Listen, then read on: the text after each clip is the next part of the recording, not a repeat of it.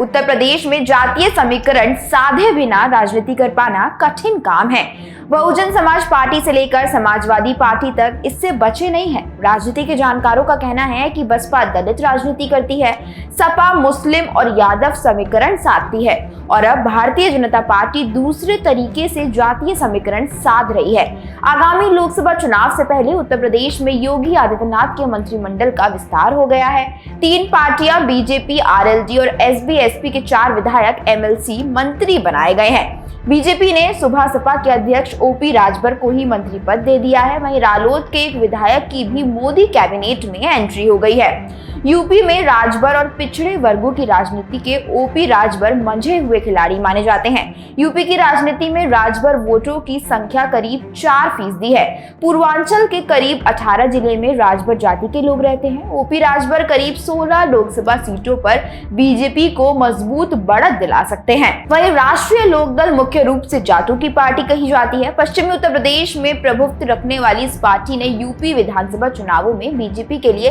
परेशानियां खड़ी की थी। अब भारतीय जनता पार्टी ने रालोद के एक विधायक की भी कैबिनेट पद दे दिया है। यूपी में जाट आबादी महज 2% है। रालोद की ओर से अनिल कुमार को मंत्री पद दे दिया गया है। जाट प्रभावशाली समुदाय है जिसका असर दूसरी जातियों पर भी है। सुनील शर्मा गाजियाबाद में बीजेपी के बड़े ही कद्दावर नेता है। उनके राजनीतिक कद का अंदाजा इसी बात से लगाया जा सकता है कि चुनाव में उन्होंने राज्य में सबसे बड़ी जीत दर्ज की थी। ब्राह्मण समुदाय से आने वाले सुनील शर्मा को मंत्रिमंडल में शामिल करने के पीछे बीजेपी की बड़ी स्ट्रेटजी लोकसभा चुनाव में ब्राह्मण वोटों को साधने की है। लोकसभा चुनाव से पहले सुनील शर्मा को मंत्री बनाए जाने से पश्चिमी यूपी से लेकर बीजेपी को तमाम ब्राह्मण बहुमत सीट पर लाभ मिलेगा। 2022 के विधानसभा चुनाव में सुनील शर्मा ने गाजियाबाद की साहिबाबाद सीट पर 2,14,386 वोटों से सपा गठबंधन उम्मीदवार अमरपाल शर्मा को हराया था। वहीं योगी आदित्यनाथ कैबिनेट में बीजेपी की तरफ से शामिल किए गए नेता में एमएलसी दारा सिंह चौहान भी एक है।